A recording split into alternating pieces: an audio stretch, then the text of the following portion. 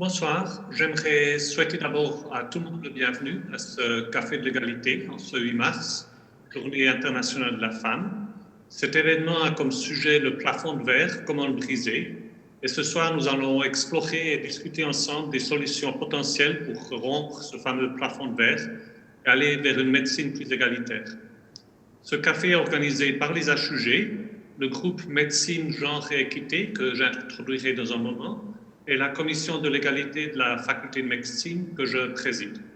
Très brièvement, pour ceux qui ne la connaissent pas, la commission de l'égalité veille à l'équilibre de la représentation des femmes et des hommes dans les instances de notre faculté et vise à promouvoir les carrières académiques du genre sous-représenté, en l'occurrence les femmes.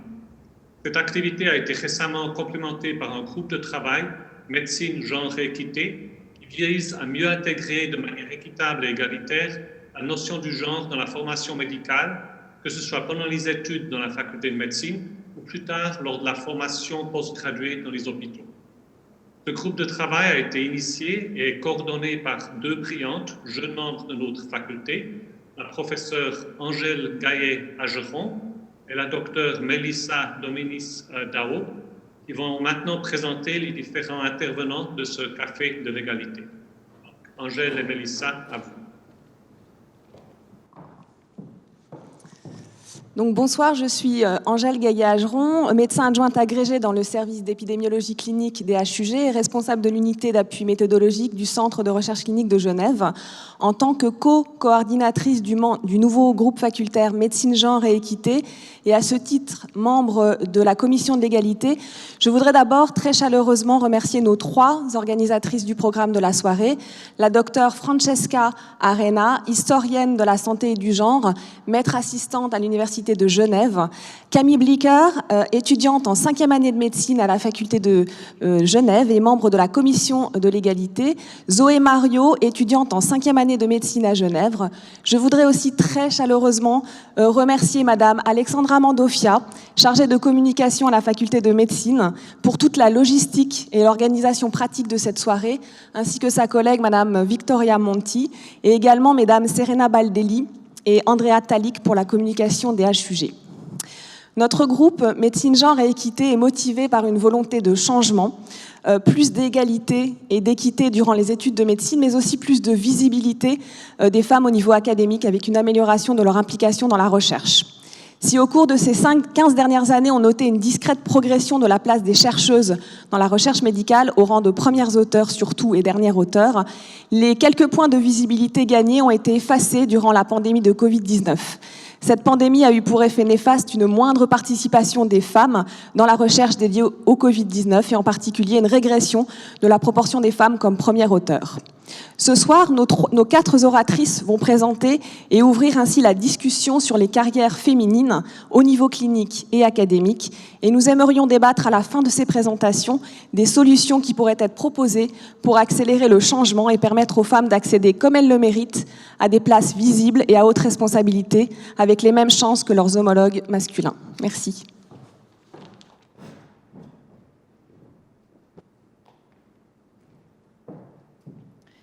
Bonsoir à toutes et toutes et bienvenue dans ce Café Égalité version pandémique 2021. Mon nom est Melissa Dominis-Dao, je suis médecin adjointe agrégée au service de médecine de premier recours et j'enseigne à la faculté de médecine en tant que privat-docent. Peut-être qu'il y a une personne qui n'a pas encore été remerciée, c'est ma collègue, la professeure Angèle Gaillet-Ageron, qui a largement contribué à l'orchestration de cette soirée. Sois-en remerciée. Avec Angèle, nous avons le plaisir de coordonner ce fameux groupe Médecine, Genre et Équité, qui est né de l'enthousiasme de plusieurs collègues et étudiantes en médecine. Le groupe a ça d'original qu'il est transversal, c'est-à-dire qu'il regroupe à la fois les étudiantes en médecine, les médecins en formation, des médecins cadres, des enseignants à la faculté et des médecins en ville. Donc vraiment chaque moment de la formation d'un médecin, mais il est également multidisciplinaire avec une anthropologue, une historienne et également des biologistes. Et ce groupe vise Ce groupe très transversal permet de mieux comprendre comment les problématiques de médecine et genre se déclinent à différents moments de la formation et dans l'activité clinique également. Nous avons 3 axes de travail principaux, avec chaque fois la préoccupation de toucher à la fois à la pratique clinique, à l'enseignement et à la recherche. Ces 3 axes sont l'inclusion systématique du sexe et du genre dans les études de médecine, en conformité avec le nouveau catalogue qui est vraiment très utile, le nouveau catalogue d'Objective Profiles, la lutte contre le harcèlement sexuel et sexiste, et puis également une attention donnée au langage. Alors bien sûr, il y a la question du langage inclusif, mais pas que. C'est aussi important de voir comment sont mis en scène les différents patients et soignants dans le matériel d'enseignement, comment est-ce qu'ils sont décrits en fonction de leur genre. Ce groupe est, comme l'a dit Patrick Mereldi, rattaché à la commission de l'égalité afin de faire le lien avec toutes les questions relatives à la promotion des carrières à la faculté. J'en ai fini pour mon petit speech. On va pouvoir commencer à entendre nos conférencières. On a préparé un programme qui part vraiment du terrain et des préoccupations des étudiantes en médecine pour après aller vers le plus macro. Angèle vous en dira quelques mots après quand elle présentera les prochains orateurs. Mais d'abord, on va commencer avec les 2 premières oratrices, qui sont Camille Blecker, qui est étudiante en 5e année à la faculté de médecine de Genève, et puis Magdalena Szelongova, qui est interne en chirurgie à l'hôpital de Morges et ancienne étudiante à la faculté de médecine de l'Université de Genève. Elles vont nous présenter les résultats de leur enquête auprès des étudiants et étudiantes de la faculté de médecine sur leurs projets de carrière. Merci beaucoup. Bonjour, alors mon nom c'est Camille et aujourd'hui je vais vous présenter l'étude que nous avons menée avec Magda sur l'influence de la planification familiale sur le choix de carrière. Nous sommes persuadés que c'est un aspect non négligeable du plafond de verre. La médecine est un métier qui se féminise. Si l'on regarde les chiffres 2018 de la FMH, 60% des étudiants et étudiantes en médecine étaient représentés par des femmes, 58,6% des internes étaient des femmes et 47,9% des chefs de clinique étaient des femmes. Pourtant, le métier de médecin a été pensé pour des hommes qui n'avaient pas de tâches ménagères à devoir assumer à la maison. Comme la médecine se féminise, il est important de se pencher sur les chiffres que représentent ces tâches ménagères. Si l'on regarde la distribution entre hommes et femmes, on voit très bien que lorsqu'ils et elles sont célibataires, la distribution est à peu près partagée. Lorsqu'ils et elles se mettent en couple, on voit une légère augmentation des charges pour les femmes et une légère diminution pour les hommes. Mais la différence la plus flagrante se trouve lorsque ces couples accueillent des enfants. Lors de l'arrivée d'un enfant, une femme va devoir assumer 51,3 heures de tâches ménagères par semaine. Les hommes, par contre, la moitié moins. Ce travail à double, non rémunéré et non reconnu, a des conséquences pour les femmes. Selon les chiffres Profamilia sur les femmes qui étudient et travaillent dans le niveau tertiaire, cela engendre d'une part une interruption de 6,7 ans en moyenne dans leur carrière, ainsi qu'une perte de gain d'1 demi-million de francs. Le taux d'occupation moyen contractuel d'un médecin ou d'une médecin étant de 50 heures hebdomadaires sur le contrat, souvent plus, on conçoit aisément pourquoi elles se retrouvent plus fréquemment à devoir arrêter leur carrière ou à devoir travailler à temps partiel. Ainsi, chez les médecins, les femmes ont un taux d'occupation 20% inférieur à celui des hommes. Les interruptions et les diminutions de travail entraînent également un ralentissement de la formation et un retard, voire une impossibilité d'accès au poste de cadre. Il y a 20 ans, les diplômés de médecine, si l'on regarde les chiffres, 45% d'entre eux et d'entre elles étaient des femmes. Pourtant, à l'heure actuelle, aujourd'hui, seuls 12,4% des médecins cadres sont des femmes. Du côté masculin, le problème inverse se pose. Alors que l'on note avec un certain soulagement une claire augmentation de la participation à la vie familiale des hommes, les préjugés sur le temps partiel masculin demeurent. on trouve moins normal qu'un homme, plutôt qu'une femme, diminue son temps de travail pour s'occuper de sa famille. Cela est en lien avec le cliché du male provider, ce cliché selon lequel c'est à l'homme d'assumer le travail et de rapporter l'argent. En plus de ce poids des attentes de la société, l'homme n'a pas le droit de s'effondrer. En effet, comme l'ont montré de nombreuses études, notamment celle de Carole Claire, la santé mentale masculine est moins reconnue. Dans ce contexte, le Café de l'égalité 2020 de l'année passée, qui a malheureusement été annulé pour cause du Covid, avait été organisé sur le thème de la conciliation vie professionnelle et vie familiale. Dans ce cadre, nous avions réalisé une étude auprès des étudiants et des étudiantes pour nous enquérir de leur avis. D'une part, nous souhaitions savoir si les étudiantes ressentaient déjà ce poids des obligations familiales et professionnelles plus que leurs collègues masculins et quelles pouvaient être les causes de cette différence. D'autre part, nous voulions savoir quelles solutions étaient envisageables pour une meilleure conciliation entre vie professionnelle et vie familiale. Enfin, il nous semblait important de nous intéresser aux étudiants de la nouvelle génération des millennials, une génération qui est plus sensibilisée aux questions d'égalité et qui est sûrement plus prête à s'investir dans la vie de famille. Nous avons donc partagé notre questionnaire en 3 parties. La première partie sur les choix personnels des étudiants et des étudiantes, la deuxième sur l'influence du cercle personnel et professionnel sur ces choix de carrière, et enfin une dernière partie sur les solutions. Nous avons donc diffusé ce questionnaire aux étudiants des années 4, 5 et 6 en médecine à l'UNIGE, en faculté de médecine, donc les étudiants et étudiantes de master, qui sont toutes et tous en exposition clinique. Sur les 475 étudiants et étudiantes en master de la faculté, 108 nous ont répondu. Nous avons donc, avec ce questionnaire, une représentation d'un quart des étudiants et étudiantes en master. Et comme vous le voyez, les répondants et répondantes étaient harmonieusement répartis entre les 3 volets. Je vais donc maintenant laisser Magda vous présenter les résultats de cette étude.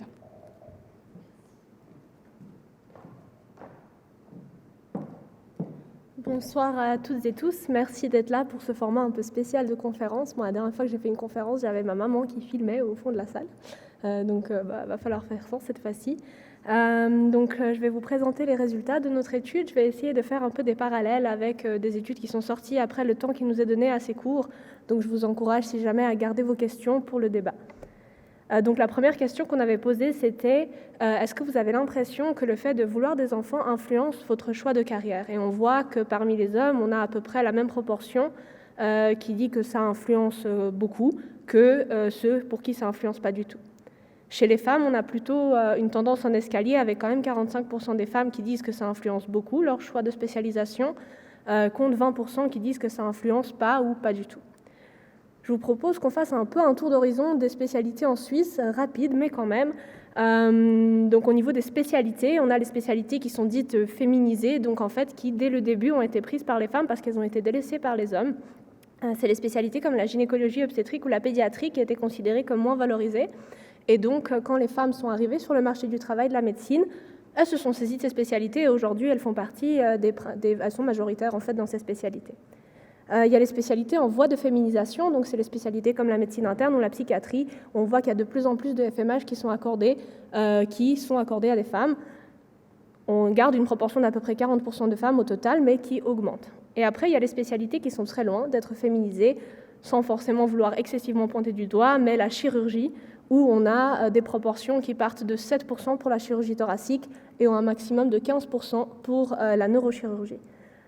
On peut s'interroger quand même sur le pourquoi, et une des raisons, probablement que c'est multifactoriel, mais une des raisons qu'on voit ou qu'on a identifiées, c'est que c'est des spécialités qui se vendent quand même comme étant incompatibles avec une bonne conciliation avec la vie de famille et avec le poids qu'on a encore actuellement pour les femmes sur le fait de gérer la vie de famille. On peut comprendre pourquoi c'est donc des spécialités qui n'accueillent pas correctement les femmes.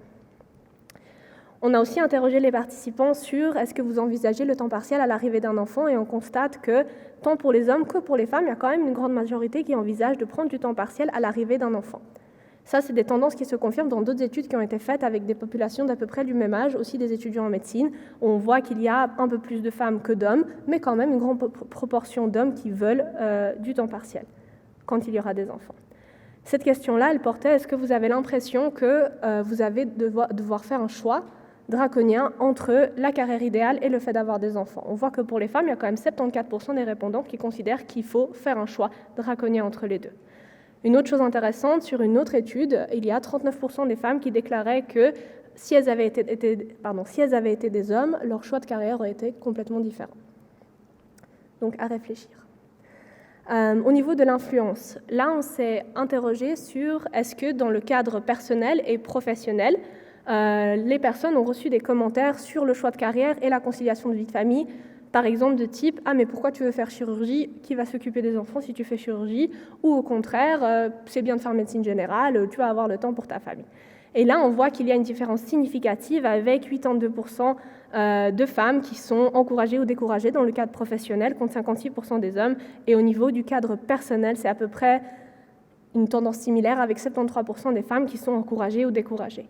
Là, je pense qu'il faut qu'on s'interroge. On est quand même dans une conférence universitaire. On a probablement des cadres médecins qui nous regardent, des représentants universitaires qui nous regardent. C'est important de prendre le temps sur ce chiffre et de s'interroger sur ce qu'on peut faire.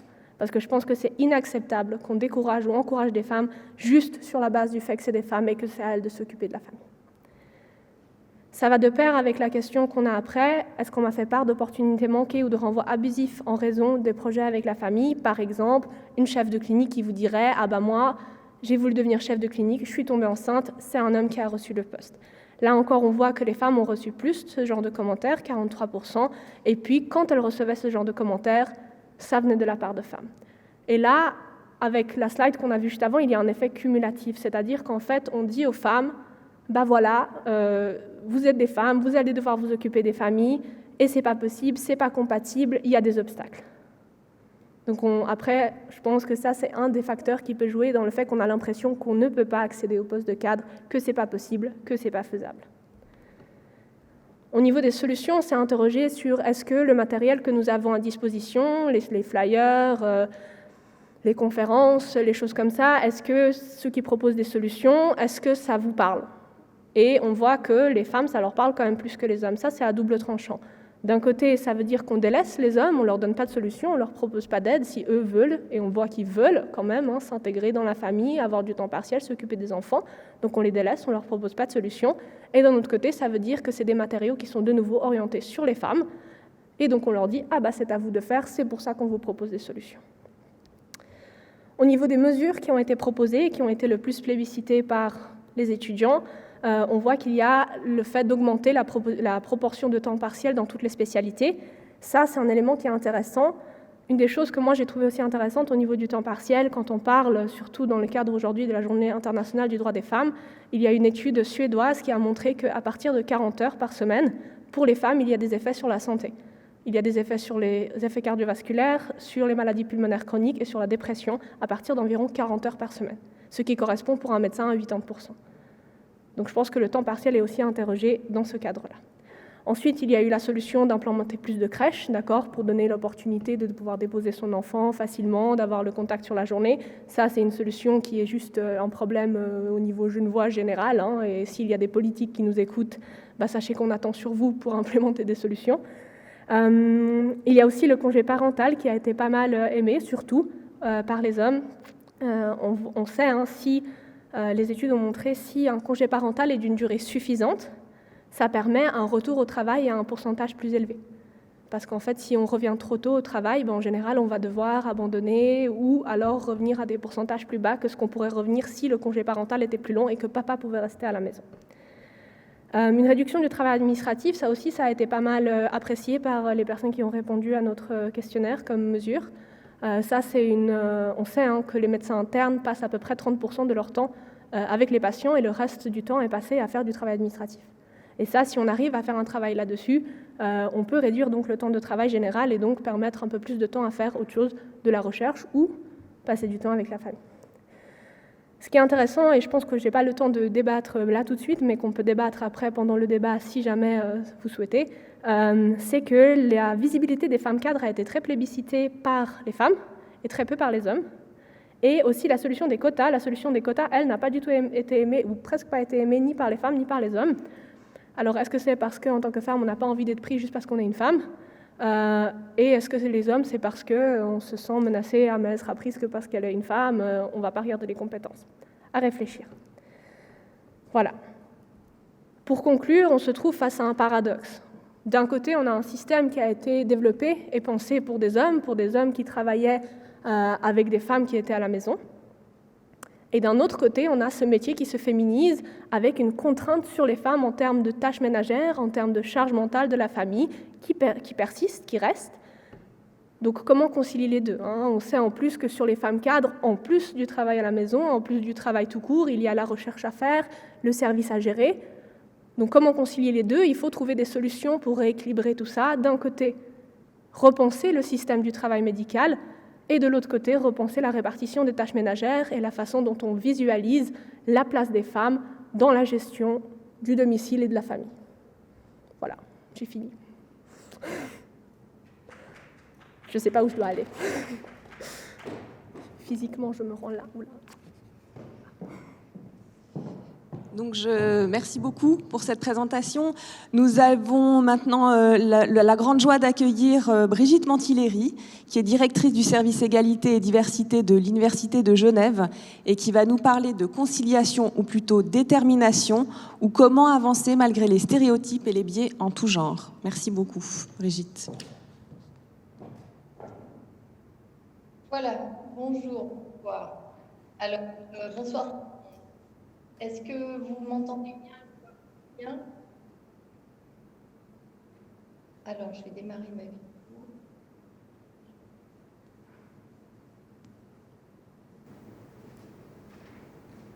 Voilà, ça devrait être bon. Ok, alors, vous voyez, je suis un peu... Bref, je suis un peu dans le noir, peu importe. Alors, bonsoir tout le monde. Ravie d'être avec vous. Et puis en si bonne compagnie dans cette journée pour les droits des femmes et ailleurs. Je félicite déjà les jeunes femmes qui m'ont précédée pour leur étude. Ça me fait vraiment très, très plaisir de voir que ça bouge véritablement. Et j'espère surtout que l'étude sera lue et qu'il y aura des choses qui vont bouger encore. Maintenant, qui dit café, dit discussion à bâton rompu, tout en amenant un peu de savoir. Je vais donc vous raconter quelques petites choses. Après 12 ans à la tête du service égalité de l'UNI, mué en service égalité et diversité, autant d'années de programmes, de mentorat, de subsides tremplin, de boursières d'excellence, de passerelles professeurs et de prix genre, après avoir reçu malheureusement un nombre conséquent de femmes un peu désespérées de tous les niveaux académiques dans mon bureau du Nid du Four, ainsi que quelques hommes qui les soutenaient, après plusieurs campagnes pour pallier les différents soucis, l'excellence, les stéréotypes, le harcèlement et enfin le manque de rôle modèle, force est de constater que le plafond de verre existe bel et bien et qu'il est même très très solide. De plus, ce thème que vous avez choisi pour le café de ce soir est pile poil dans l'actualité, puisqu'Equilip, une société basée à Amsterdam qui produit des données genrées pour le monde entier, avance dans son dernier rapport que nous sommes le pays où les femmes ont le moins de chances d'être promues. Donc, le plafond de fer chez nous, c'est genre triple vitrage blindé du solide helvétique garanti. Après le droit de vote dont nous venons de fêter les 50 ans, soit une grande victoire de la lenteur, voilà que nous sommes à nouveau bien à la traîne, question promotion des femmes, alors que nous sommes bien placés, question présence des femmes sur le marché du travail. Il y a donc comme un bug, vous l'aurez compris. Maintenant, si je reviens à nos moutons, ou plutôt à nos brebis du monde académique, ce plafond de verre ou ces parois de verre sont autant de tentatives d'explication, de mise en mots de quelque chose qui ne devrait tout bonnement pas exister, soit la mise à l'écart des femmes. Sciemment, le plus souvent, les biais inconscients ont bon dos. Mise à l'écart avec des mécanismes structurels, histoire très masculine, institutions très hiérarchisées, habitudes de l'entre-soi, prétexte parfois fallacieux de l'excellence, et j'en passe. Mise à l'écart avec des mécanismes très personnels, boys club, jalousie, mépris, sexisme bien entré, et j'en passe. Mise à l'écart donc de têtes penseuses et de têtes chercheuses de grande qualité, dont le seul défaut est d'être de sexe féminin.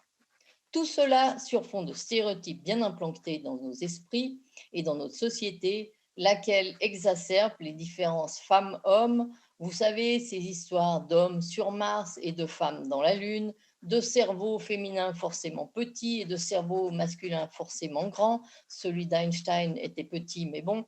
Bref, toutes ces inepties qui tendent à faire croire que nous, les femmes, sommes faibles, désorientées, mauvaises en maths et peu aptes à diriger le monde. Ineptie fort heureusement largement bousculée par les neurosciences, mais qui reste encore bien présente lorsqu'il s'agit d'octroyer ou non un poste à responsabilité à une femme, lorsqu'il s'agit par exemple de respecter vraiment l'égalité et les compétences requises pour faire le job, lorsqu'il s'agit de vraiment respecter une femme de pouvoir.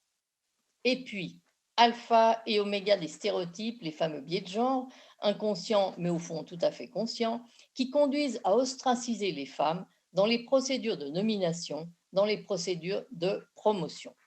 Sinon, comment expliquer que les filles sont meilleures à l'école dans toutes les branches? Que plus tard, les jeunes femmes sont majoritaires sur les bancs de notre université. 62% à l'UNIGE, vous êtes même 1 voire 2% de plus sur ceux de la faculté de médecine. Qu'elles sont encore très présentes au niveau doctoral.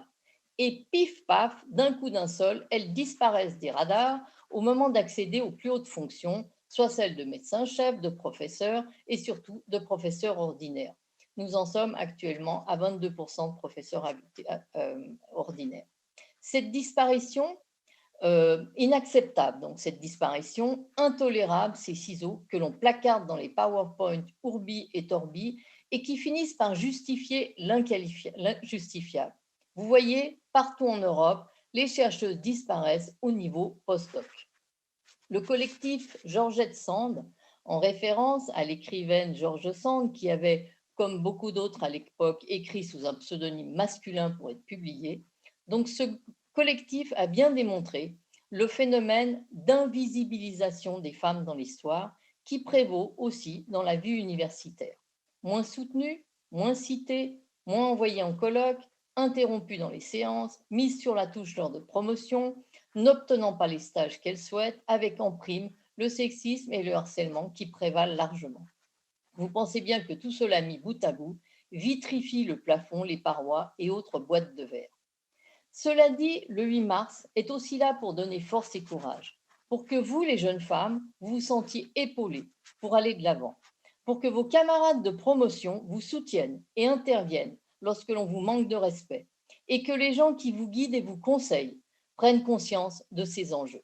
En effet, même si tout n'est pas parfait, les choses ont quand même bougé ces dernières années, et surtout, vous acceptez moins les freins. Je le vois au nombre d'études, vous avez entendu les deux jeunes femmes tout à l'heure, au nombre d'initiatives ou d'associations lancées par des étudiantes, des personnes du corps intermédiaire, des médecins ou la commission de l'égalité facultaire et la création d'un poste dédié à l'égalité au HUG. Actuellement, si ce n'est pas sous les pavés la plage slogan de mai 68, la rébellion est quand même sous le plafond de verre, une rébellion, ma foi, fort saine. Maintenant, j'en viens à mon titre, a priori bien hors sujet, soit la conciliation ou la détermination. Pourquoi diantre vouloir parler de la conciliation tout d'abord? Tout simplement parce qu'au moment de donner mon titre pour cette intervention, j'ai entendu une chercheuse s'énerver sur le mot conciliation, dire qu'on ne conciliait rien du tout, qu'on superposait, qu'on faisait avec, et surtout avec l'arrivée d'un enfant, une conférence de dernière minute, un article à rédiger en urgence ou un confinement qui transforme votre micro-cuisine en bureau. Vous l'aurez compris, là, on ne concilie pas, on agit dans l'urgence, le système D, et ça marche aussi souvent. J'ai trouvé son propos stimulant, parce que la conciliation est utilisée à tout bout de champ comme la panacée pour mener de front plusieurs vies, professionnelles et privées par exemple, et tout réussir dans le calme et la volupté, y compris défier le plafond de verre. Ensuite, parce que la conciliation, terme issu du domaine juridique, est l'art de rétablir la bonne entente, de rendre compatible et présuppose donc l'organisation, l'anticipation et présuppose donc que certaines sont capables de concilier et d'autres pas.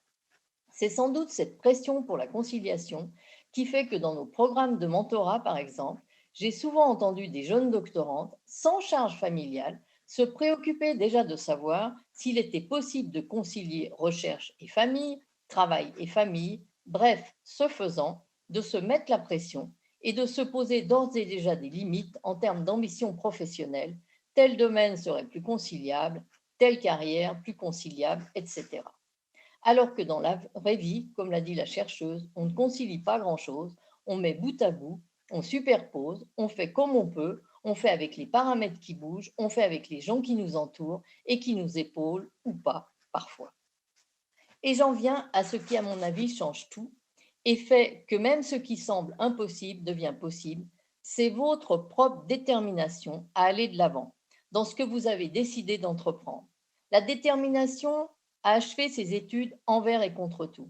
Cette concentration, cette envie d'aller de l'avant, cette saine ambition. Oui, je veux faire de la recherche. Oui, je veux étudier pour devenir chirurgienne. Oui, je serai orthopédiste, même si les femmes y sont moins nombreuses. Oui, je serai autre chose, mais je le serai. Il devrait être interdit d'empêcher à une jeune femme d'entreprendre ce qu'elle veut entreprendre, que cela soit pour de bonnes ou de mauvaises raisons. Il devrait être interdit de limiter quoi que ce soit, de plafonner qui que ce soit. À cette détermination doit s'ajouter la solidarité entre pairs, car vous êtes maintenant plus nombreuses. Vous devez faire bloc, vous soutenir les unes les autres et convaincre la hiérarchie, les réfractaires, à faire disparaître toute cette vitrification, à ouvrir toutes grandes les portes. Je suis convaincue qu'à la longue, cette détermination assumée, cette solidarité ancrée, ajoutée aux mesures structurelles mises en place, vont éliminer toutes les parois et plafonds de verre et permettre à des êtres humains de se mesurer aux autres sur la base des compétences uniquement.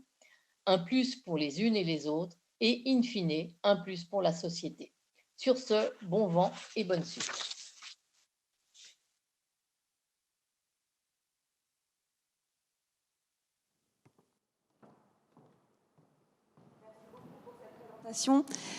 Nous allons terminer avec une dernière présentation de la professeure Éléonore Lépinard, professeure en sociologie du Centre en études genre et Institut des sciences sociales à l'Université de Lausanne, qui va nous parler de briser le plafond de verre ou changer le logiciel, les limites de l'égalité pour une politique de transformation sociale.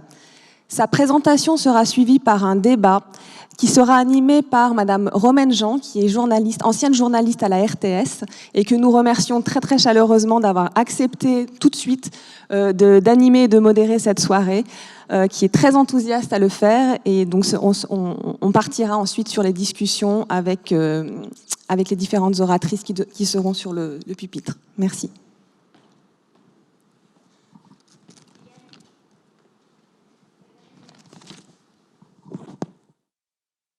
Ou je l'ai éteint? Non, c'est bon, merci. Merci beaucoup. Alors, merci pour l'invitation à participer à ce café d'égalité. Donc moi, je viens aujourd'hui discuter avec vous à partir évidemment d'un certain point de vue. Je dirais, Madame Mantilleri a aussi commencé comme ça en rappelant sa longue expérience de plan d'égalité, de politique d'égalité, etc. J'ai un peu la même. J'ai aussi 20 ans d'expérience de politique académique à différents niveaux. Expérience en tant qu'étudiante, me mobilisant contre le harcèlement sexuel à l'université il y a 20 ans. Comme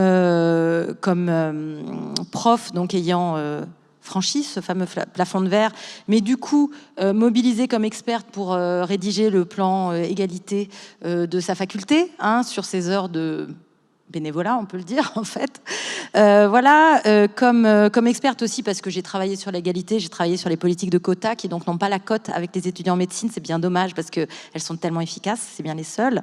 Et donc aussi, puis maintenant comme aussi actrice, partie prenante de ces enjeux dans ma faculté, dans mon université, et puis encore militante de la grève des femmes et donc du collectif de la grève à l'université de Lausanne. Donc voilà, donc j'ai vraiment l'impression d'entendre parler de ce problème et d'avoir entendu parler de ce problème vraiment de tous les points de vue possibles et imaginables. Et j'éprouve une certaine... Enfin voilà, il y a quand même un air de déjà-vu sur ces sujets. Du coup, j'arrive à cette question avec, on va dire, un certain recul, je pense, partagé avec d'autres personnes ici présentes.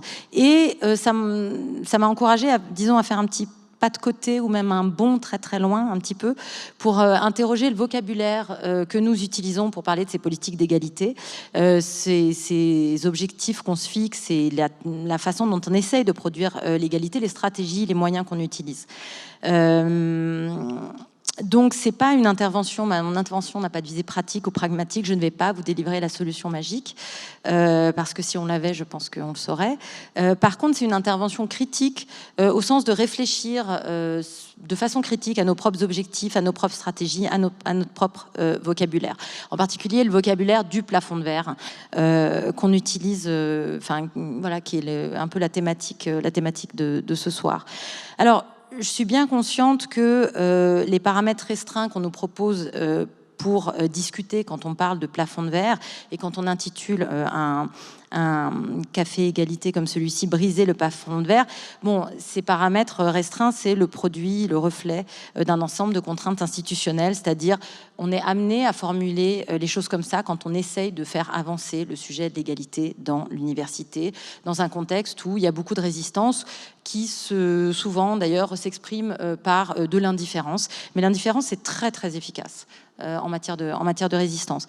Donc voilà, donc on est amené à présenter les choses d'une certaine manière dans une institution où le sujet n'est pas forcément complètement légitime ou est limité, où sa légitimité est limitée seulement à certains enjeux.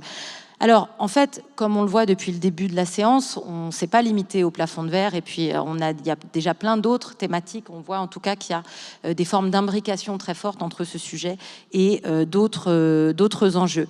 Et donc, moi, je voudrais revenir justement sur ces imbrications, essayer un peu de sortir du cadre qu'on nous impose quand on nous dit que le sujet ou le problème, c'est le plafond de verre, parce que je pense que c'est un cadre qui est trop limitant pour se poser les questions qu'on a besoin de se poser ce soir, et je pense qu'on l'a déjà vu avec les résultats qui nous ont été présentés sur des sujets qui n'ont pas l'air de toucher directement au plafond de verre et qui pourtant y touchent.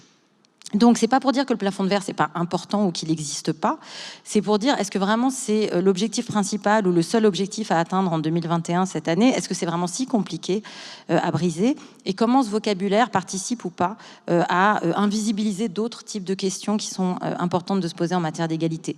Et donc, du coup, je proposerais, je ne vais pas faire que de la critique, je vais aussi proposer de changer le vocabulaire et puis de parler peut-être un peu plus ouvertement de résistance à l'égalité et aussi de réfléchir de façon plus systémique à la façon dont on peut essayer d'avancer. Alors, juste pour revenir sur le plafond de verre, parce que c'est quand même, ça fait 30 ans, 40 ans qu'on en reparle en études genre, qu'on l'a décrit, qu'on le mesure, etc. Et on se dit, mais enfin, est-ce que c'est bien si compliqué de briser le plafond de verre? Honnêtement, en fait, en médecine, la médecine est extrêmement bien positionnée pour briser le plafond de verre. Ça fait 20 ans que vous avez 50% d'étudiantes. Je veux dire, on n'est pas dans des disciplines, dans certaines disciplines où le pool d'étudiantes est trop faible. On est vraiment pas dans le cas de figure le pire. La médecine, c'est comme les études de droit. Je veux dire, franchement, c'est pas du tout, ça ne devrait pas être un problème. En tout cas, on n'est pas du tout dans les configurations les pires quand on parle de plafond de verre. Les outils pour briser le plafond de verre, en fait, on les connaît. C'est les quotas, c'est l'action positive, c'est remettre à plat les profils de poste et les critères, c'est accepter, légitimer par les personnes en position de pouvoir dans la hiérarchie l'idée qu'on va recruter plus de femmes que d'hommes sur une période donnée, fixer à minima un recrutement de 50% de femmes dans les nouveaux recrutements. Et la promotion prioritaire des femmes. Ça n'a rien de sorcier, franchement, de nommer plus de femmes à des postes d'encadrement. Donc, ça n'est ni mystérieux ni compliqué. Et contrairement à l'image qui a été utilisée pour illustrer cet événement, ce n'est certainement pas à une jeune femme toute seule de venir se fracasser le poing contre une vitre au risque de se blesser, l'idée inconsciente étant peut-être quand même qu'on va se faire mal en essayant de passer ce plafond. Mais c'est bien évidemment à l'institution à revoir un certain nombre de process et ces façons de faire stéréotypées dont parlait Brigitte Mantillieri il y a un instant. Donc, rien de tout cela ne relève du mystère ou de quelque chose qu'on ne comprendrait pas. Encore une fois, on a très bien décrit les processus par lesquels le plafond de verre existe et se maintient. Donc, ça n'est pas mystérieux, il n'y a pas une équation impossible à résoudre ici. Donc, je militerai en fait pour essayer de changer notre paradigme, notre manière d'aborder la question, et plutôt que de parler de plafond de verre, soi-disant invisible, alors qu'en fait on sait très bien le décrire et on sait exactement où le situer, je voudrais parler des résistances à l'égalité dans les institutions comme la faculté de médecine, mais comme mon université, d'autres entreprises. Dans toutes les sphères de la vie sociale et économique. Donc, changer de vocabulaire pour utiliser un vocabulaire qui parle des résistances à l'égalité. Alors, on parle d'obstacles. J'aime pas tellement ce terme non plus, parce que l'obstacle, ça veut dire que la personne en face de l'obstacle est censée passer par-dessus. Je pense que le terme de résistance nous aiderait mieux à analyser les processus qui font blocage. Alors, ces résistances, elles sont de plusieurs ordres. Il y a bien sûr les résistances institutionnelles, le rythme des carrières, le fait qu'en médecine comme en droit, on va demander aux femmes et aux hommes d'être les plus investis temporellement dans la carrière, au même moment où on leur dit aussi qu'il faut absolument qu'ils fassent des enfants et que c'est le bon moment pour faire des enfants.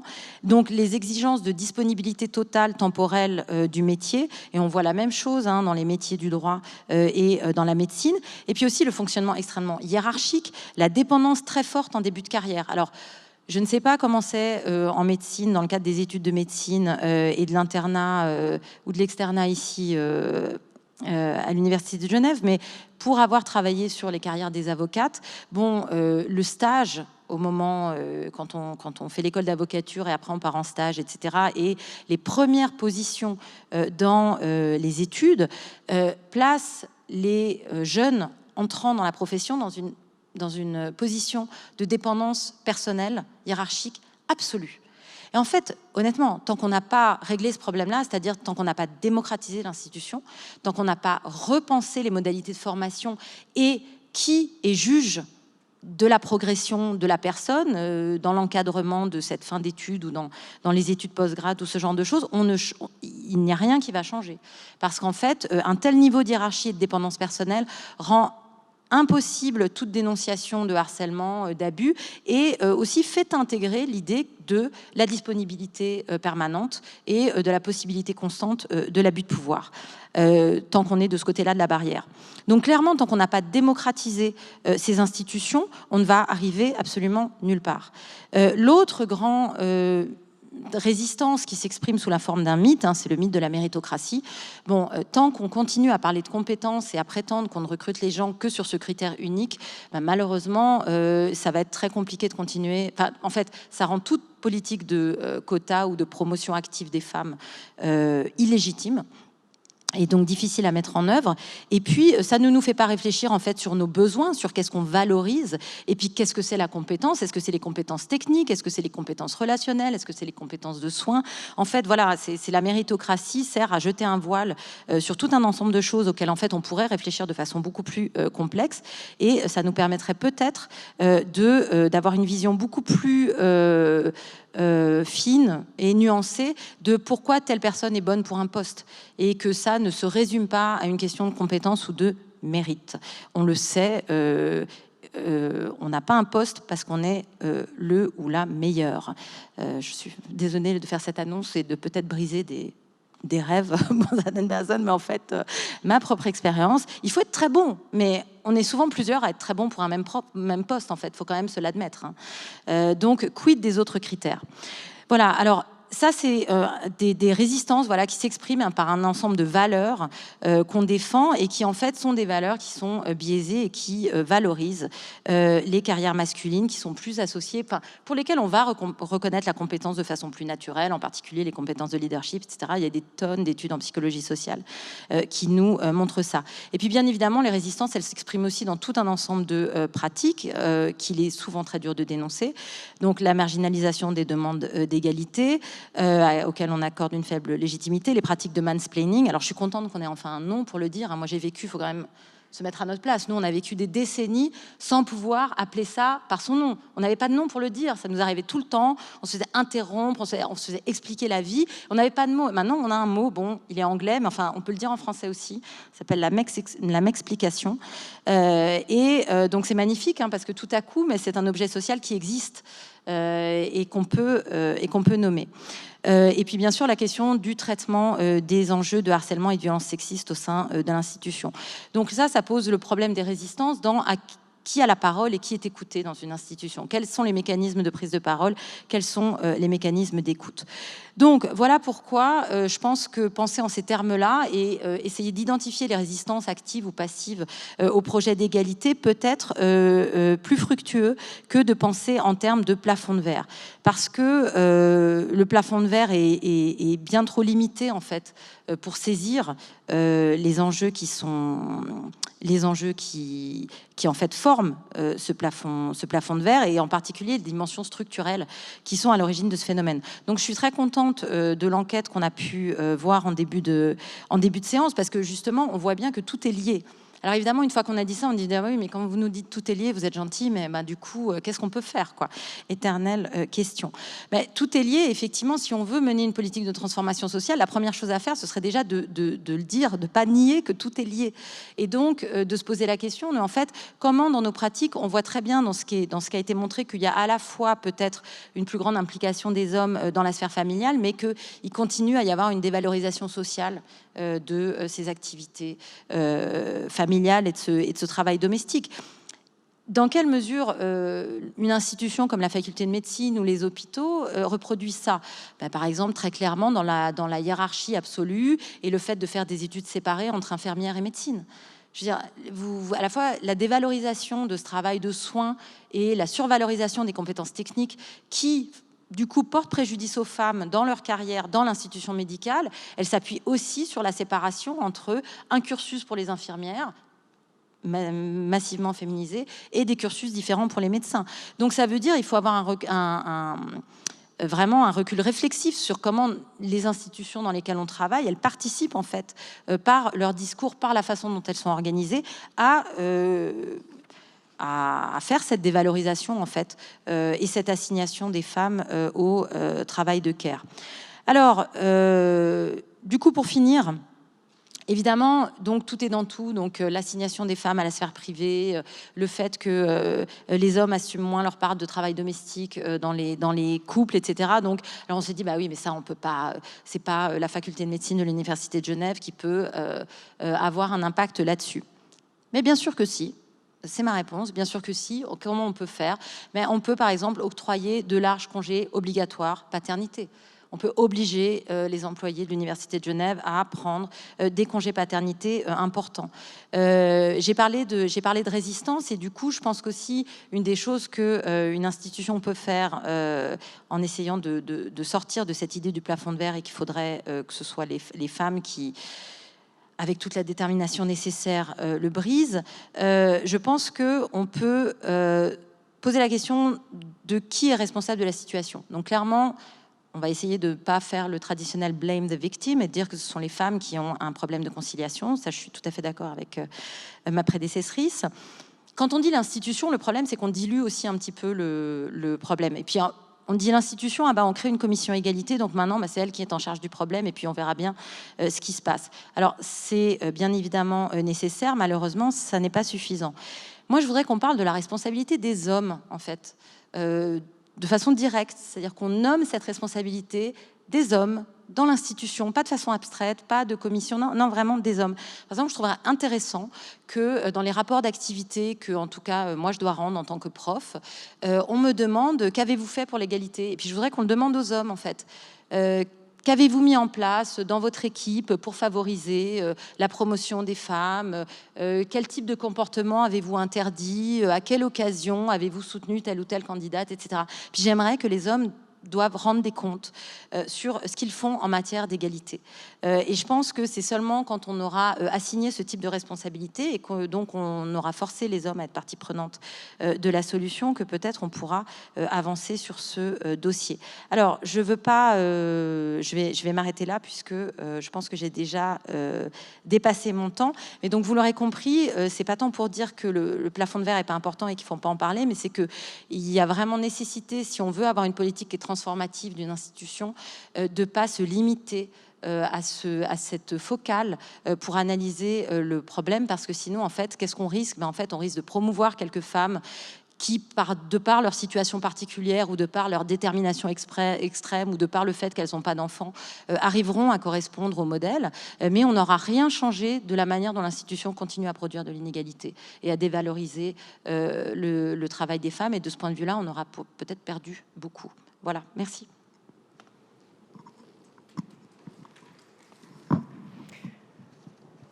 Voilà, on peut commencer. Merci aux intervenantes. On va demander à Madame Blecker, Camille Blecker et à Magdalena Chelongova de nous rejoindre. Vous êtes déjà très nombreux à nous poser des questions pour ce débat qui est donc consacré aux carrières des femmes en médecine.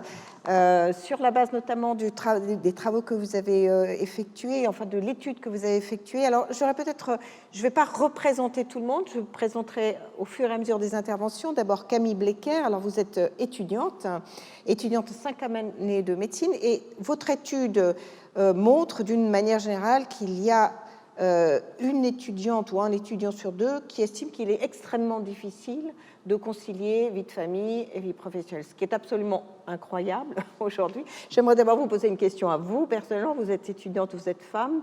Est-ce que vous avez déjà posé, vous, cette question? Oui, je pense que, comme on l'a montré, c'est une question que toutes et tous, on se pose, parce que ce qu'il faut savoir, c'est que quand on commence les études de médecine, on se rend très vite compte qu'on va devoir travailler énormément. Comme je le disais, sur un contrat, c'est noté qu'on doit travailler 50 heures par semaine. C'est souvent dépassé, et donc il est évident qu'on se pose cette question. Alors, il y a beaucoup de gens qui posent, beaucoup d'internautes qui nous suivent, apparemment, c'est très suivi et tant mieux, et vous pouvez bien sûr poser vos questions par écrit en passant par la plateforme de l'université. Alors, il y a une question qui dit, mais dans le fond, est-ce qu'on tient compte simplement des critères biologiques?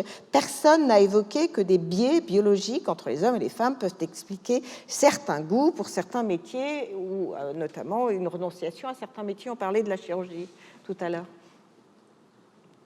Alors, écoutez, je pense que l'exemple de Magda est un très bon exemple, puisqu'elle est interne en chirurgie, et dans son service, si je ne me trompe pas, ils sont, je crois, 12 internes femmes et 2 internes hommes.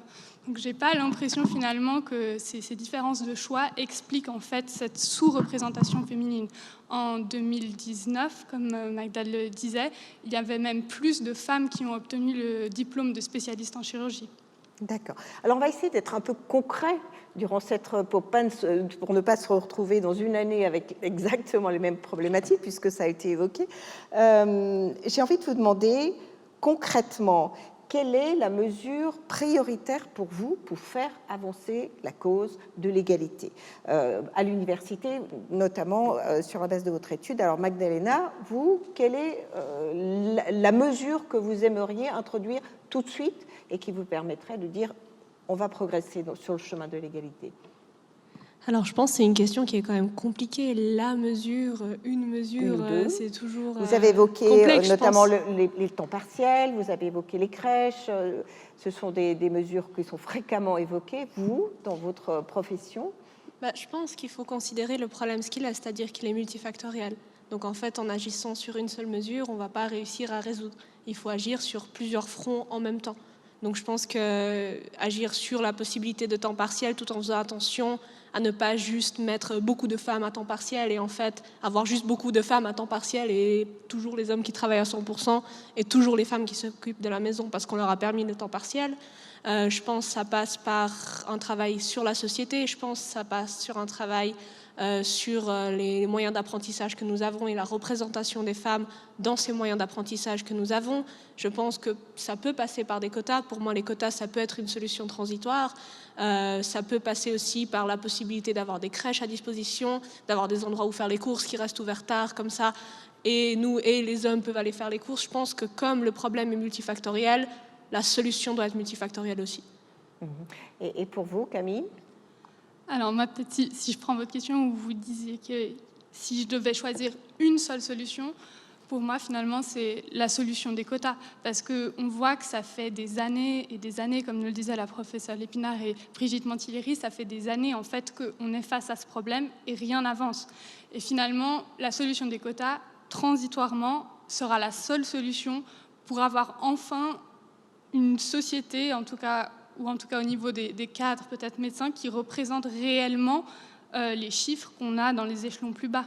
Est-ce que vous expliquez le pourquoi de ce résultat surprenant? Dans le fond, la solution des quotas ne semble privilégiée ni par les hommes, ni par les femmes, ni par les étudiants, ni par les étudiants.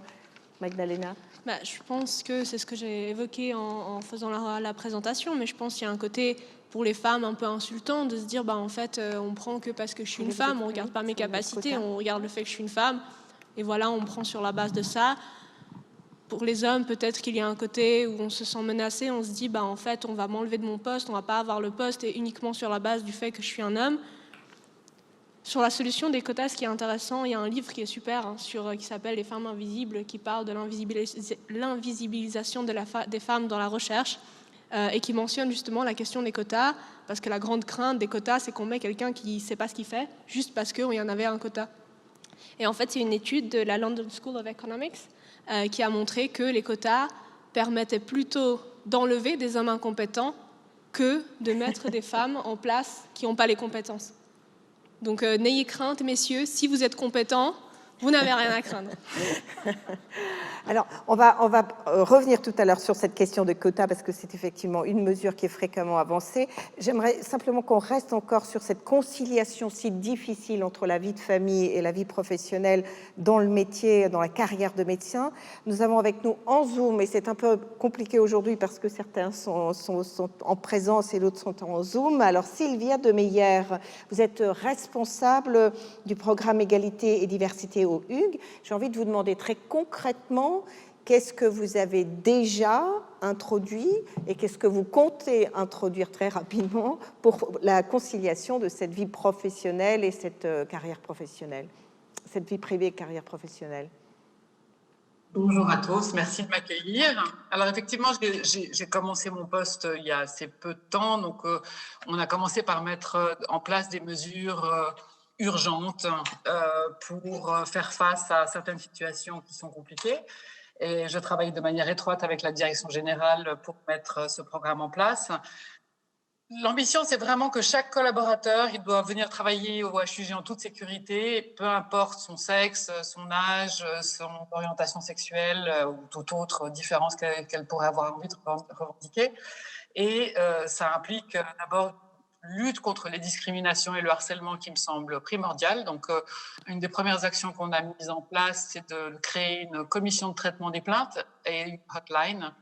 On avait pas mal, c'est pas nouveau, enfin, la possibilité de déposer une plainte n'est pas nouvelle, simplement on a décidé de simplifier le parcours et c'est moi qui prends tous les appels et qui monte à cette commission le dossier et cette commission décidera de quel traitement on va lui donner de manière à ce que vraiment tous les cas soient traités de manière équitable. J'ai interrogé beaucoup de gens dans l'institution et c'est vrai que de s'adresser à sa hiérarchie ou à son RH, parfois c'est très compliqué. Ils entretiennent des relations parfois amicales, parfois directes et c'est mieux de passer par une voie qui n'a rien de hiérarchique. Excusez-moi de vous... On reste véritablement sur la conciliation entre la vie privée et vie professionnelle. Par exemple, au Hugues, est-ce que vous avez des crèches? Oui. Est-ce que vous avez suffisamment de crèches pour toutes les femmes qui souhaiteraient, les femmes médecins, les femmes infirmières qui souhaiteraient émettre leur enfant? Alors, comme toutes les crèches de canton, malheureusement, il y a des listes d'attente et voilà, On n'a jamais, dans aucune crèche, assez de place, malheureusement, pour toutes les demandes. Alors ça, c'est une solution qui est préconisée dans votre étude. Et par exemple, une autre solution, ce sont les temps partiels. On sait qu'il est extrêmement difficile, à partir du moment où les femmes ont des enfants, de pouvoir faire une carrière tout en assumant un plein temps. Est-ce que vous avez une vraie politique par rapport au temps partiel ?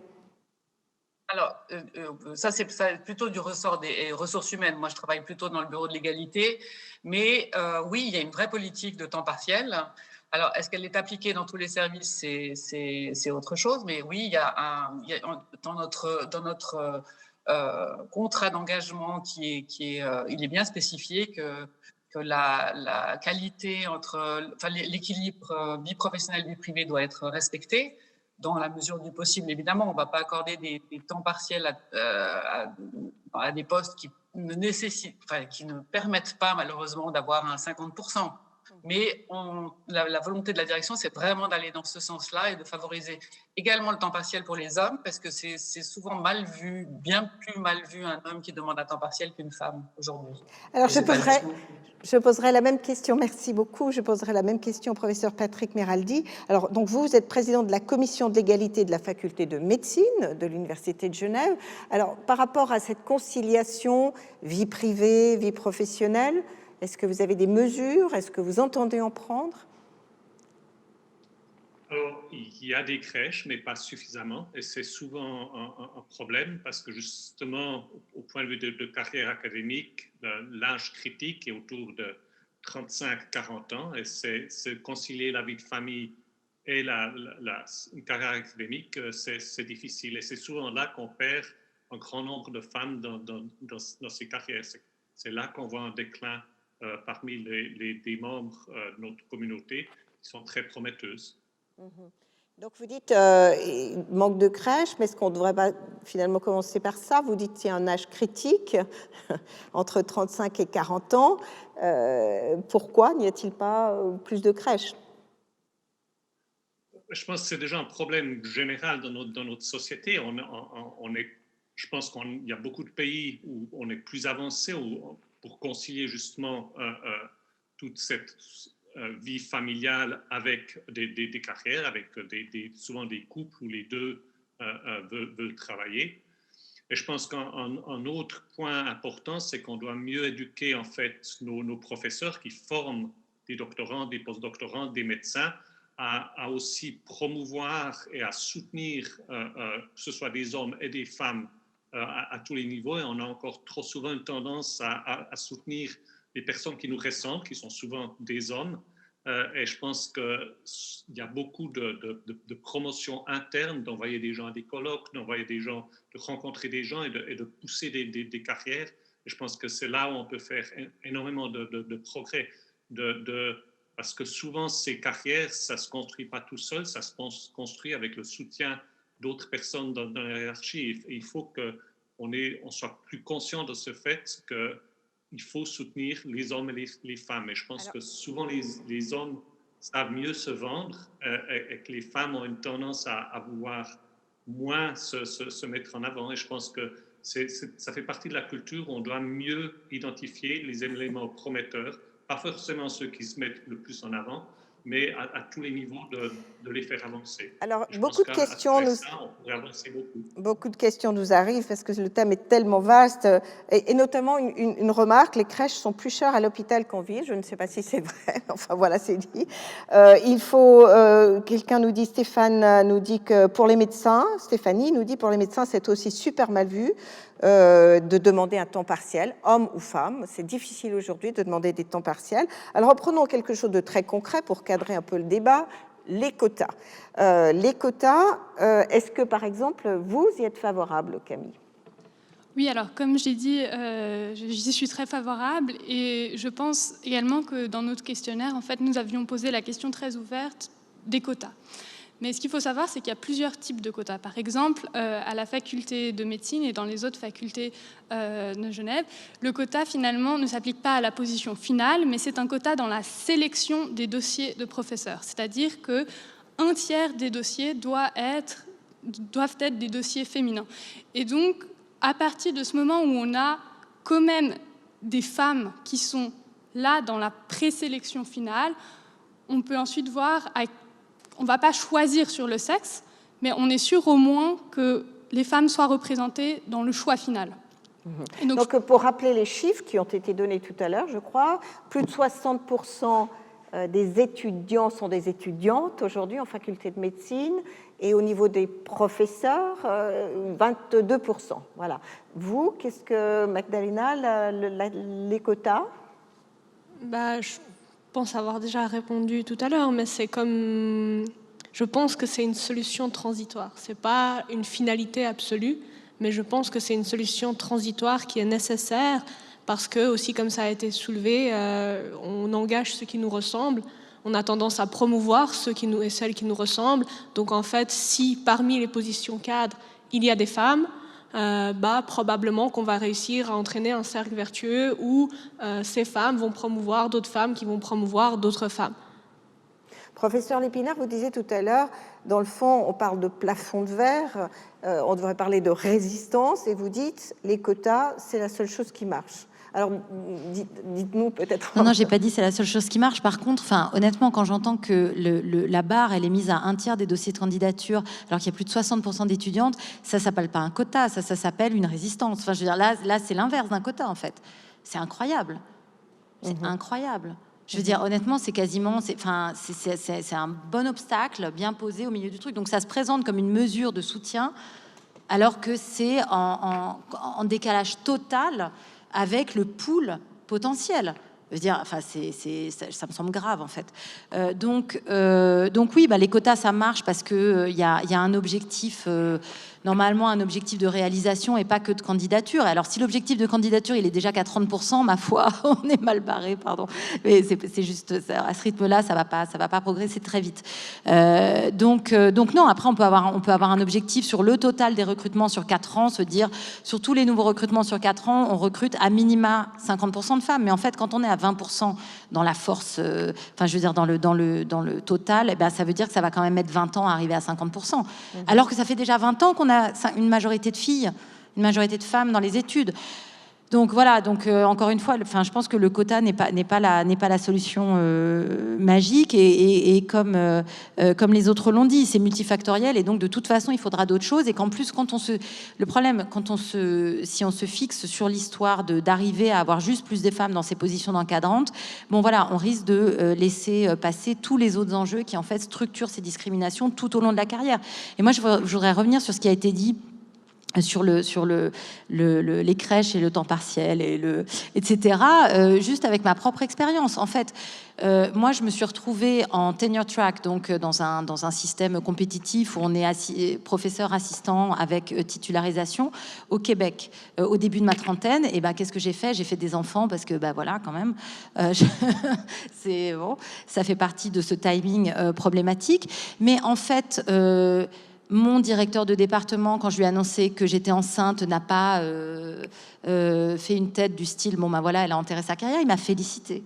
Il m'a dit « mais c'est super ». Bon, j'étais dans une province canadienne où il y avait des schémas de soutien, de congé parentalité, congé paternité, congé maternité très importants. Et mon université, parce que nous avions un syndicat très actif, avait une convention où mon université rallongeait ce congé et rallongeait offrait 6 mois, à minima 6 mois de congé maternité. Donc moi, j'ai pas eu l'impression d'avoir à concilier ou d'avoir à tout faire en même temps, parce qu'en fait, j'ai juste eu le temps nécessaire pour me remettre au travail, m'occuper d'un nouveau-né avec mon conjoint, etc. Donc c'est tout à fait possible. Le problème, c'est que ça coûte cher. Payer, faire un congé maternité qui dure 6 mois et pas 4, ça coûte cher. Faire plus de places de crèche, ça coûte cher. Les quotas ne coûtent rien, donc on peut en parler très longtemps. Ça coûte pas grand-chose, mais ça met les hommes et les femmes directement en compétition. Donc ça crée du malaise. Mais par contre, les mesures efficaces, elles coûtent cher. Mais si on veut soutenir la relève et permettre aux femmes de continuer la carrière, ça va coûter de l'argent. Il faut commencer à se mettre dans cet état d'esprit, en fait. J'ai vu tout à l'heure que le docteur Eva Nibizi, qui est médecin, présidente de l'association Medfem, a demandé la parole. Alors, je vous la passe et vous allez peut-être aussi nous dire qu'est-ce que cette association Medfem, médecins-femmes, j'imagine. Bonjour. Donc, moi, je suis Eva Nibizi. Je suis et urgentiste, ancien chef de clinique au HUG et fondatrice de donc, cette association MedFem qui veut dire le Medical Feminist. Féministe parce qu'on a des hommes et des femmes dedans. On ne sait pas que limité au genre et notre idée était d'une part de créer quelque chose qui n'existait pas parce qu'on en avait besoin, un espace où on pouvait justement nommer les choses, réfléchir ensemble à des solutions, mettre notre expérience en commun et puis bien sûr au vu de cette féminisation de la médecine, pouvoir avoir assurer en tout cas une représentation inclusive et équitable au sein de la maison médicale dans toute son ampleur. En fait, moi, je voulais juste donner une petite réponse un peu très concrète par rapport aux crèches, et je répondrai du coup à Madame de Meyer. Historiquement, quand même, au HUG, pour avoir une place en crèche au HUG, il faut avoir souvent les deux conjoints qui travaillent à temps plein. Donc, si on est monoparental, en sachant qu'il y a très peu de femmes médecins monoparentales, mais il y en a quand même, ça devient quasi possible. Ce sont des crèches qui sont fermées les samedis et dimanches, alors que pour beaucoup, en fait, faire tout ce travail de clinique, de recherche, de ceci, de cela, on fait aussi des gardes, donc on est souvent là le samedi et le dimanche. Et oui, ça coûte de l'argent, mais ça coûte aussi de l'argent de perdre des femmes qualifiées, pour lesquelles, en fait, c'est l'État qui a financé leur formation de base. Et au final, est-ce qu'on pourrait peut-être pas plus rentabiliser en fait, ce retour sur investissement en proposant de manière un peu plus flexible plus d'horaires de crèche. Voilà. J'ai l'impression que même si ça coûte de l'argent, le retour sur investissement serait voilà. La grande probablement plus grand aussi parce que les femmes médecins qui travaillent seraient moins... Enfin voilà, on peut parler du coup des autres aspects sans revenir à chaque fois. On va peut-être rester... j'ai un enfant, je ne sais pas où le mettre, je ne sais pas qu'est-ce qui va se passer. Et puis si mon conjoint est médecin ou pas, eh ben, c'est forcément moi qui vais du coup devoir rester à la maison parce que je n'ai pas d'alternative autre. D'accord. Donc, d'accord, merci. Donc, je vois aussi que, Madame, je vous laisse prendre la parole. Je ne vois pas qui c'est. Madame? Oui, Madame. Madame de Meyer, c'est bien vous? Madame? Je ne sais pas. Alors, voilà. Oui, je voulais juste apporter une précision parce qu'entre-temps, je me suis renseignée. Et donc, on a quand même 130 places de crèche. C'est une très grande crèche quand même. Et surtout, on a un très grand avantage, c'est qu'on a une amplitude horaire bien plus importante que les autres crèches, justement pour permettre des horaires réguliers.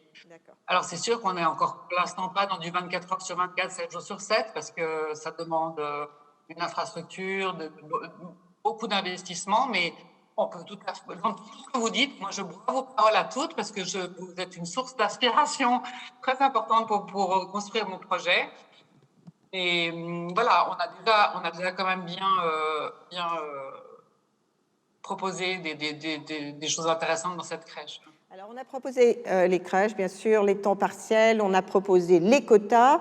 Il y a peut-être d'autres possibilités aussi. Je vois qu'est avec nous Alexandra Calmy, qui est donc, si je ne me trompe pas, professeure et aussi mère de famille, mère de trois enfants. Alors, j'ai envie de vous demander, professeure Calmy, comment avez-vous fait et qu'est-ce que vous préconisez aujourd'hui pour qu'on puisse suivre votre exemple? Bonjour tout le monde d'abord et merci pour ces présentations qui ont été très inspirantes pour moi. Merci beaucoup aux étudiantes et puis aussi à Madame la professeure Lépinard. Je constate aussi, un peu comme vous, avec parfois un peu de lassitude, qu'on reparle toujours des mêmes choses qu'il y a 20 ans. Et donc, il y a 20 ans, quand j'avais mes enfants, eh bien, on me disait la même chose. Comment tu vas faire? Qu'est-ce que tu vas devenir? Tu ne pourras jamais faire la carrière que tu as envie de faire. Et donc, malheureusement, ces questions sont toujours d'actualité. Ce que je trouve très important dans ce qui a été dit, c'est de sortir peut-être un petit peu de ce cadre restreint dans lequel on dit que si on veut parler d'égalité ou de féminisme, on le fait en général dans un cadre très restreint, même avec notre vocabulaire, comme d'ailleurs vous l'avez très bien dit, Madame Lépinard, et que si on veut sortir de ça, il faut probablement aussi sortir de la question uniquement des crèches ou du financement des crèches. C'est très important, mais ça ne reflète pas l'ensemble du problème. Et j'aime bien aussi parler du vocabulaire qu'on utilise, parce que rien que lorsqu'on parle d'utiliser du vocabulaire inclusif, ça veut dire qu'on met les femmes dans des rôles modèles, on rend possible ce qui n'est pas possible. C'est encore très fréquent qu'on m'appelle Madame le professeur. Même la Fédération des médecins suisses m'envoie des lettres ou des journaux médicaux dans lesquels c'est noté chaque fois Madame le docteur, par exemple. Enfin, ça a l'air de détail, et je pense que ça n'en est pas, parce que ça remet finalement l'institution au centre. L'institution médicale, la FMH, c'est quand même notre institution médicale. Les hôpitaux universitaires, c'est aussi une institution médicale. Et je pense que l'institution nous aide, en tant que femme, à être légitime dans ses rôles de cadre et d'autorité. Et que ce qui a été très difficile, ce qui est difficile durant toutes ces années, c'est d'être une femme cadre et d'être légitime. On se sent toujours obligé de se légitimer. Et finalement, on nous demande des avis, on nous met plus volontiers dans la commission d'égalité, on nous demande d'être mentor pour les jeunes femmes, etc., ce que je fais volontiers. Il n'y a pas vraiment de raison que ce soit que les femmes qui le fassent. Je pense qu'il faut sortir de ce cadre-là, et c'est là que j'aime bien aussi dire que l'institution doit nous aider. Et une institution qui est très hiérarchisée, où il n'y a finalement qu'une ou deux personnes qui décident de votre carrière, ça, pour le droit des femmes et pour les femmes, c'est une difficulté. On ne devrait pas devoir compter que sur une personne ou sur la bonne volonté d'une ou deux personnes, d'un ou deux chefs de service pour pouvoir finalement se légitimer en tant que femme. Donc, je ne crois pas qu'il y a de recette miracle, je n'en ai pas, et je ne voudrais pas mentionner ici uniquement mon exemple, Romaine, merci pour le mentionner, mais je ne suis pas sûre d'être un modèle, mais ce que je constate, c'est que vous avez parlé de rébellion à un moment donné, j'ai toujours dit il faut oser dire non, il faut oser aller de l'avant, il faut oser dire je m'en fiche de ce qu'on pense de moi quand je laisse mes enfants à la crèche à 100%, etc. Et c'est peut-être le mot qui doit venir à l'esprit des jeunes femmes que je vois. Je suis très heureuse de voir des jeunes étudiantes qui sont déjà aussi engagées, parce qu'on a besoin d'oser tout au long de son parcours. Et le quota, moi j'y suis très favorable, mais le quota, il arrive au bout d'une carrière féminine, il n'arrive pas au début malheureusement. Et donc si on veut que les quotas soient utiles, il faut qu'il y ait un bassin de jeunes femmes qui ont déjà embrassé cette carrière académique et qui se sentent ambitieuses sans forcément qu'on leur reproche que d'être ambitieux, franchement, ce n'est pas une qualité très féminine, disons. Et ça, je l'ai beaucoup entendu. On a évoqué les stéréotypes genre qui sont apparus très, très forts dans votre étude, Camille. Par exemple, donnez-nous des exemples. Je pense que typiquement, il y a beaucoup de femmes aussi médecins qui nous ont fait part, par exemple, du fait qu'elles se présentaient à un patient avec un stagiaire médecin.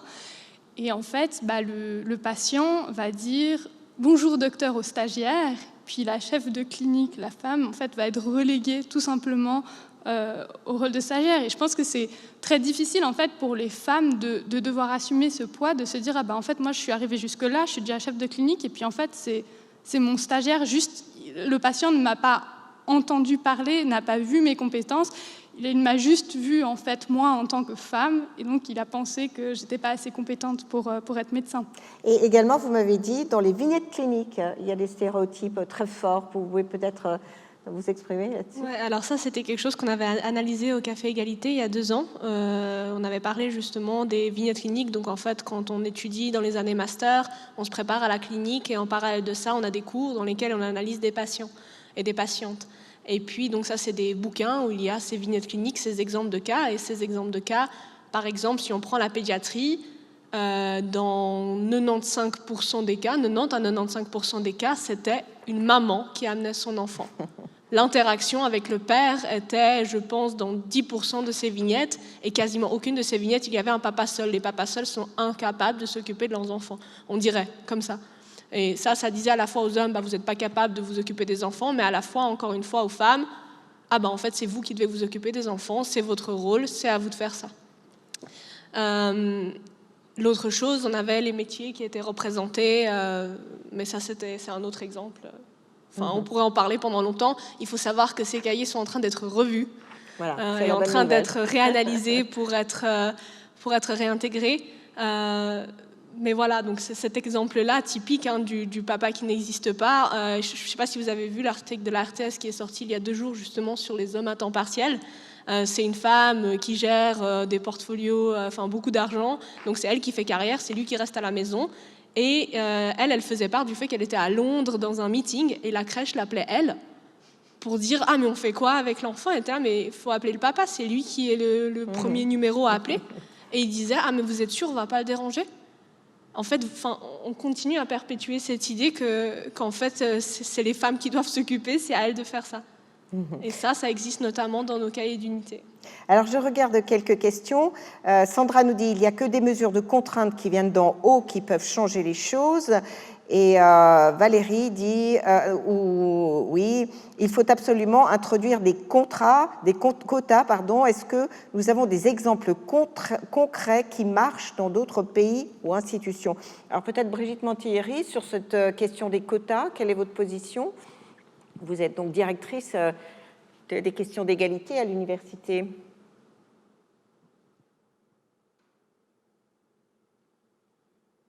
Brigitte Mantillieri. Vous m'entendez? Oui, on vous entend. Voilà, vous m'entendez, oui. Mais écoutez, les quotas, bien sûr, si on fait des quotas trop généraux, c'est peut-être pour ça que les gens bug. Si on dit demain 50% de femmes professeurs ordinaires à l'Université de Genève, ça ne va pas marcher. Mais il y a effectivement, ça a été dit déjà, il y a ce qu'on appelle les quotas transitoires, qui sont des quotas donc sur une certaine période de temps, et en plus des quotas adaptés, par exemple, à un département, etc. Ça pourrait tout à fait marcher, c'est tout à fait viable. Il y a en France, il y a eu un quota je sais plus, c'était 40% de femmes dans les conseils d'administration. Les entreprises ne se sont pas écroulées. Donc voilà, donc on parle de quotas avec des femmes qui sont compétentes. On ne parle pas de mettre des plantes vertes à la place d'hommes très compétents. C'est pas du tout ça. Donc on a des femmes compétentes, on le voit bien. On a 62% d'étudiantes, je l'ai déjà dit. Il y a beaucoup de doctorantes. Donc il y a pas mal de professeurs assistantes maintenant. Donc je crois qu'on est à presque 49%. Donc voilà, on n'est plus dans une période où on peut dire il n'y a pas de femmes formées. Les femmes formées sont là. À partir du moment où vous ouvrez les vannes, elles vont rentrer à compétences égales. On parle de quotas à compétences égales. On ne parle pas de mettre une personne qui est chimiste et puis de la nommer comme professeur de lettres. Ce n'est pas du tout ça. Donc je pense qu'il y a une grande méconnaissance. Et puis une femme a dit il y a quand même un petit peu de peur. Il y a des hommes qui craignent certainement le fait qu'on mette des quotas. À un moment donné, il y a des femmes qui vont être nommées. Mais comme vous l'avez dit très justement, que les hommes compétents se rassurent, c'est pas contre les hommes compétents que les femmes vont se candidater, c'est simplement à des postes où elles méritent tout à fait d'avoir le poste. Alors, il y a une mesure... Moi, je pense que les quotas, c'est tout à fait faisable. Il y a un centre de recherche qui s'appelle EMBO, qui a dit que c'était même tout à fait possible pour le monde académique. C'est pas du tout incompatible, pas du tout. Une mesure dont on n'a pas encore parlé, et je vais peut-être demander au professeur Angèle Gaillet-Ageron. Pardon ? Je vais juste préciser quelque chose par rapport aux 30%. Les 30%, ce n'est pas les 30% sur les candidatures, c'est les 30% de femmes dans la shortlist. Et puis, vous avez raison, Madame Lépinard, on pourrait se dire, pourquoi que 30%? Si vous saviez le pataquès que ça a créé quand une vice-rectrice a proposé cette mesure, et mine de rien, ça a quand même fait que ça avance. C'est pas la panacée, c'est pas la panacée. Voilà, résistance, encore une fois. Alors, professeur Angèle Gaillet, je vous demanderai de revenir et de nous expliquer le mentorat. Vous m'avez dit, en préparant ce débat, c'est une mesure extrêmement utile et vous en avez profité, je crois. Non, effectivement, je pense qu'une des mesures, une des solutions qui pourrait être proposée, c'est ce mentorat des femmes, par des femmes et des hommes, et un mentorat systématique, parce qu'effectivement, on va recevoir énormément de conseils, on va bénéficier du réseau finalement de son mentor, et il faudrait que ce soit mis systématiquement en place. Ça a été démontré comme étant très positif dans une carrière féminine, et masculine d'ailleurs. Enfin, donc, on a montré que plus d'hommes sont mentorés et donc accèdent aussi à des postes académiques. Et donc, je pense que la solution de mentorat systématique serait une solution intéressante. Et je crois que la Commission de l'égalité a réfléchi très fermement à la mettre en place de manière systématique. On va peut-être donner la parole au professeur Patrick Meraldi. Le mentorat, vous y êtes favorable? Vous voulez étendre la mesure? Ça vous semble une bonne mesure? Oui, je pense que c'est une très bonne mesure, donc je seconde tout à fait Angèle. Je pense que là où il faut faire attention, il ne faut pas que ce soit seulement des femmes qui soient les mentors, mais il faut aussi engager plus d'hommes, parce que sinon on a le risque que le petit nombre de femmes, qui n'est déjà pas suffisant, on va les surcharger de travail en enrichissant, en n'ayant que des mentors femmes. Et je pense qu'il y a beaucoup d'hommes qui devraient aussi s'engager dans le mentorat et à aider à promouvoir plus de femmes dans notre faculté. Professeur Épinard? Oui, il faudrait pas que les hommes, soient volontaires, en fait, il faudrait les forcer, il faudrait les leur imposer. Et l'autre chose que je voulais dire, c'est que je pense qu'en fait, il faudrait mentorer les hommes profs ordinaires, en fait. C'est eux qui ont besoin de mentoring, du mentoring au non-sexisme. C'est-à-dire, en fait, non, quand une collaboratrice annonce qu'elle est enceinte, on ne réagit pas de telle et telle manière. Quand une étudiante dit qu'elle veut se spécialiser dans tel sujet, on ne répond pas telle et telle chose. Je pense honnêtement que là, à l'heure actuelle, en 2021, les personnes qui ont le plus besoin de mentorat, c'est les hommes en position de pouvoir. Parce que, en fait, je trouvais très intéressant que vous ayez posé la question de avez-vous été encouragé ou découragé. Mais c'est vraiment fondamental. Je pense qu'on peut tout avoir des souvenirs ou des expériences personnelles de personnes qui nous ont découragés ou encouragés et la différence que ça fait. Je donnais l'exemple que j'ai eu moi quand j'ai annoncé ma grossesse et quand j'en ai parlé à des collègues qui étaient en France et elles tombaient des nues parce qu'elles pouvaient me citer une litanie de réponses, de réactions négatives qu'elles avaient eues, elles, quand elles avaient fait cette annonce ou de mise au placard pure et simple. Donc la discrimination à raison de la grossesse étant un des fondements de discrimination les plus importants dans les cas de discrimination au travail. Donc je pense vraiment qu'il y a un besoin de les faire monter en compétences. On ne changera pas si on n'arrive pas à changer cette génération d'hommes qui sont en position de pouvoir. Dans un univers hyper hiérarchique, on ne va pas réussir à faire avancer les choses. Donc moi, je suis pour le mentoring obligatoire de ce groupe de personnes. Alors une question aux remarques de Barbara Bror qui dit « Et quid des avantages d'avoir plus de femmes à des postes à responsabilité pour les entreprises ? Ce n'est pas uniquement une question d'égalité, mais aussi d'optimisation de l'organisation d'un service ou d'un hôpital. » Qu'en pensez-vous? Peut-être Monsieur Meraldi? Ou bien Madame de Meyer? Je pense, pour moi, c'est une des principales raisons de m'engager dans cette direction. Je pense que premièrement, on perd des talents en n'ayant pas suffisamment de femmes, mais je pense qu'aussi, justement, la diversité et l'égalité, c'est un énorme avantage. Les groupes qui sont divers, composés d'hommes et de femmes, sont plus efficaces. On a des parcours différents, des cultures différentes, et ce n'est pas que le genre. Je pense que c'est aussi la nationalité, aussi le background social, la culture. Je pense que les groupes divers sont en général plus efficaces. Madame de Meyer. Voilà, excusez-moi, je voulais juste intervenir parce que il y a quand même ce sujet qui est primordial à mon sens. Tout à l'heure, Brigitte Ventillier parlait de détermination. Moi, j'ai interrogé énormément de gens dans le sein des HUG, dans ma prise de poste, et je me suis vraiment rendu compte que il y avait un héritage. Moi, je parle beaucoup d'héritage, en fait. L'héritage chez les hommes qui était un peu de se comporter comme des machos ou entre eux, etc. Et l'héritage chez les femmes du syndrome de l'imposteur. j'aimerais bien, mais j'ose pas, etc. Je fais un peu une caricature, hein. Bien entendu, il y a plein de gens qui sont pas comme ça, mais c'est assez frappant. Et vous disiez tout à l'heure que ce qui est important, c'est de responsabiliser et de faire s'engager les cadres supérieurs. Et je pense que c'est tout à fait ça. Et j'ai eu dernièrement avec Camille Blicker une intervention auprès d'un chef de service sur la question justement de l'égalité. Et en fait, il n'avait pas pris conscience de ce biais qu'il avait mis en place. Camille, vous êtes d'accord? Je pense que vous pouvez le confirmer. Et en fait, vraiment, on l'a vu prendre conscience que le discours qui tenait aux femmes, c'était un discours qui devait aujourd'hui tenir aux hommes aussi sur les conditions particulières du métier qu'elle choisirait. Donc, je suis tout à fait d'accord. J'en profite, j'ai la parole, une autre anecdote. Moi, j'ai été recrutée il y a 10 ans par Bertrand Levrat qui avait mis une annonce en mettant « à compétences égales, une femme sera privilégiée ». Il y a 10 ans, c'est pas maintenant où on en parle beaucoup, c'était il y a 10 ans quand on en parlait pratiquement pas ou peu. Et il a continué dans cette veine-là. Et lui, il est extrêmement favorable à la promotion des femmes et à l'égalité à compétences égales des femmes à des postes de responsabilité. Et puisque j'ai la parole, je termine en vous disant que si vous n'avez pas encore été sur l'intranet des HUG aujourd'hui, il a fait une déclaration qui, à mon sens, est sans détour. En 3 minutes, je pense qu'il a résumé toute la volonté des HUG d'avancer dans ce sens-là de manière extrêmement claire pour les femmes comme pour les hommes.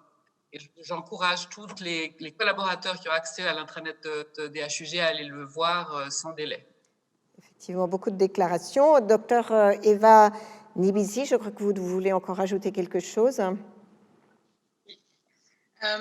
Moi, je voulais d'abord saluer un peu ce momentum, parce que c'est vrai qu'entre le tout premier café de l'égalité et maintenant, je trouve qu'on a fait des ponts, on a avancé, il y a plusieurs groupes et on arrive qui se sont mis ensemble et on arrive à quelque chose de moins cloisonné et de plus transversale. Donc ça, je pense que c'est déjà, en tout cas de mon point de vue, une bonne chose. Maintenant,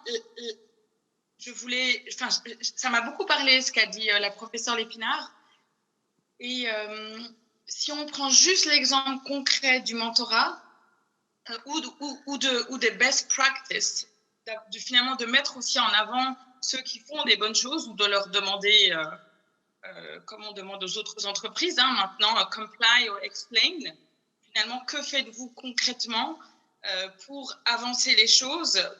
Et ça nous permettrait de sortir de ce côté des émotions, de la peur, de l'anecdote, de quelques success stories qui nous permettent de nous rassurer un peu, mais qui, au final, 20 ans plus tard, ça n'avance pas plus que ça. Et d'arriver à vraiment quelque chose... une déconstruction systématique et une construction plus transparente dès la base. Parce que le plafond de verre, qu'on l'utilise ou pas, ça commence aussi avec un sol qui colle, ça commence aussi avec une transition quand on voit des étudiantes et des étudiants qui sont vraiment imprégnés puis bercés au niveau universitaire de toutes les choses qui peuvent se mettre en place.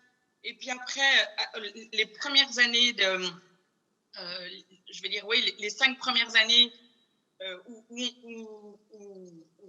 où finalement la réalité ne colle pas du tout en fait à ce qu'on a vu dans les études. Et je dirais entre les 5 premières années, enfin, voilà, toutes ces années où on a toujours envie de dire c'est une histoire d'enfants, de pas d'enfants, mais voilà, aujourd'hui on sait très bien qu'il n'y a pas que ça.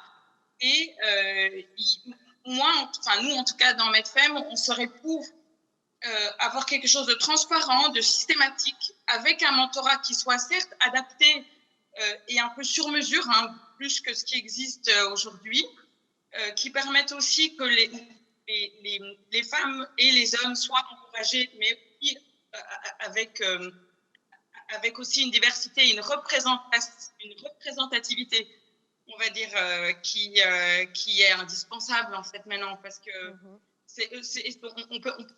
on n'a pas parlé de toute cette partie de la diversité, mais c'est comme si le fait qu'on n'en parle pas, c'est comme si de nouveau on veut l'invisibiliser.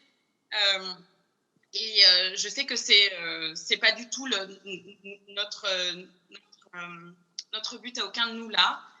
Mais moi, je serais pour que dès le début, il y ait des allées plus transparentes qui soient creusées, où on peut simplement dire bon, ben voilà, vous êtes quelle est votre compétence, voici où est-ce qu'on va aller, et que ce soit plus une histoire de feeling que quelque chose de plus structurel.